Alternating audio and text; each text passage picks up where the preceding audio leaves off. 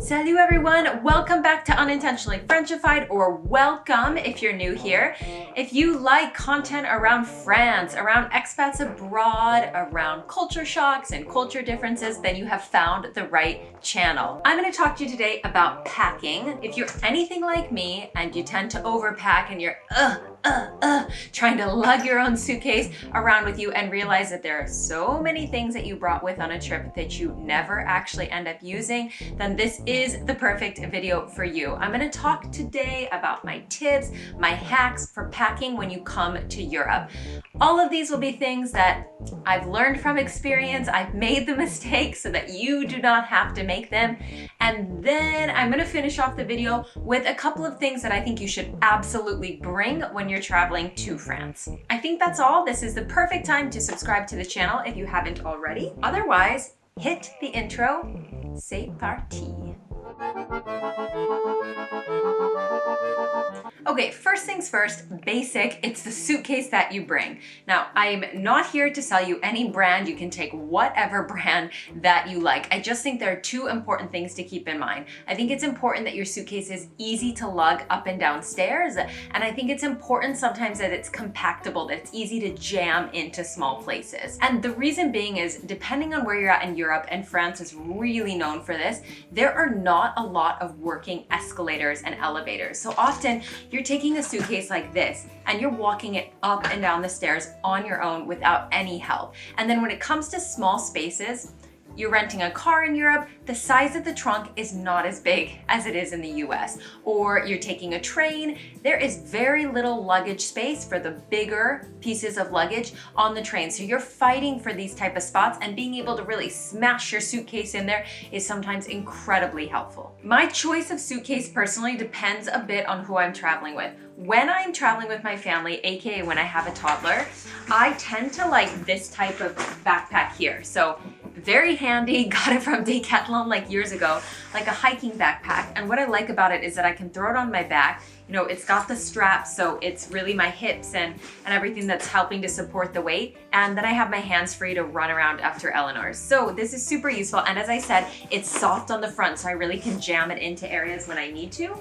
And then when I'm traveling on my own, I much prefer like this type of rolly, hard carry-on suitcase. I like it because it just easily fits like underneath my train seat, or it fits inside of the plane, so I don't have to worry about checking luggage. Be very careful though if you are traveling on flights within Europe, because especially if they are low cost. So I'm talking about like a Transavia, an EasyJet, a Ryanair. All of those airlines don't actually have the same size carry-on policy as the airlines that you might know back at home, especially in the US, like a Delta or an American, for example. Super important to look it up, because this size suitcase will not come as it's not a carry-on on Ryanair. It's too big, and you can get super hefty fees if you don't pay attention to that. Next thing is packing cubes. These are the absolute shit. I love packing cubes, and they are especially great when it comes to packing in something that's soft like this backpack here. Basically, packing cubes not only help you organize, but if you don't have the organization gene, it also helps you stick to a specific amount of allotted clothes. So if you're like me and you overpack, this really gives you some frame, because I'll take one packing cube and I say, okay, this one's for tops, this one's for bottoms, this one's say for sweaters, and this one's for shoes. And that's all you've got. And so everything needs to fit inside the designated packing cubes. And then I just slide them on in here into the bag. The other big tip I can say is, whether you're using packing cubes or not, roll your clothes. I don't know what YouTuber told me this like years and years and years ago, but I saw it online. I have never folded my clothes in a suitcase since then. It takes up so much less space to roll your clothes. So highly recommend rolling and using the packing cubes. I see so many people when they're traveling with full-sized shampoo, conditioner, liquids, etc. Throw those out. Really, really, really. for so many reasons. One, you will never finish this amount of liquid, so you are bringing stuff over to Europe or internationally to then haul it back, which is not ideal. If you're trying to go in just to carry on, you can't have these size liquids checked on the flight, so the bags have to go underneath the flight.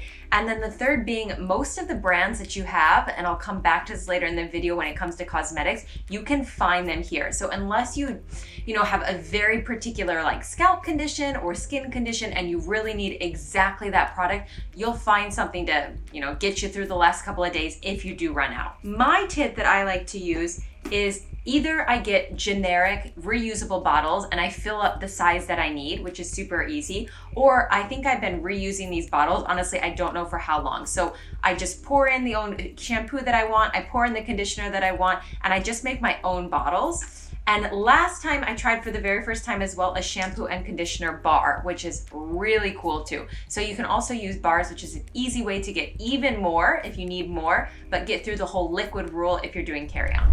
Next one is I highly, highly recommend bringing a reusable water bottle. This is my after this we're getting pizza water bottle that I tend to use to motivate me when I'm working out. But it's such a good idea, not only because it's so important to hydrate when you're jet lagged, and this helps a ton, but there are so many places in Europe, in France, just like in the US, where you can fill up your own water bottle. So there are lots of water fountains in the airports and the tourist attractions that you're gonna be visiting. On airplanes now, you can ask them to fill up your water bottle instead of using those plastic cups. And it's also like a major money saver. When you see how much people will charge you for water in places like, in touristy places and airports, etc., it's completely worth it, and you're helping the planet. So do not forget to throw this in your bag. Next thing is backpacks. You won't be surprised that I love backpacks, seeing as I just showed you the massive hiking one that I like to take around. But this one is more of a compact one that I would take out day to day when I'm traveling. This can kind of be a controversial topic, so I'll be interested to see what you guys think in the comments below about traveling with backpacks.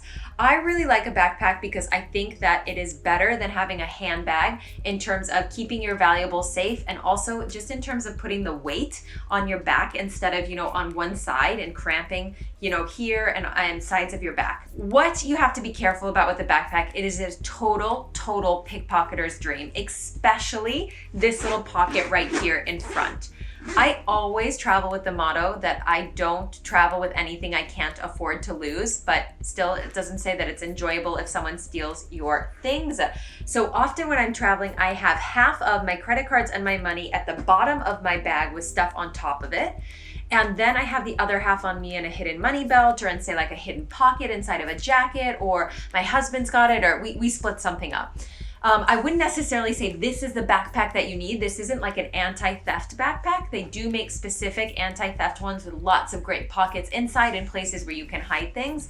This is just like my everyday use backpack, but I really enjoy traveling with a backpack rather than my purse, for example, as a girl. So highly recommend. And it's easy then to stick your water bottle inside for the day.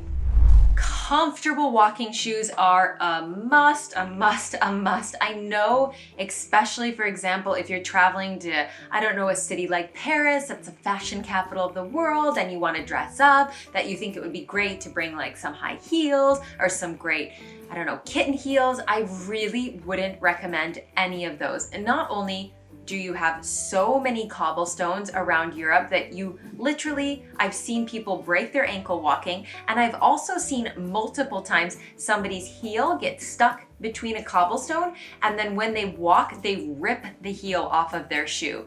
It is not an experience I want any of you guys to live. If you really have something fancy that you need to do, and so you don't just want to be bringing, shoes that are easy to walk in, I would recommend ballet flats. Because you can still walk around easily in that. Or I would say wedges are something that I have the best experience with when it comes to walking around when I am trying to dress up a little bit nice.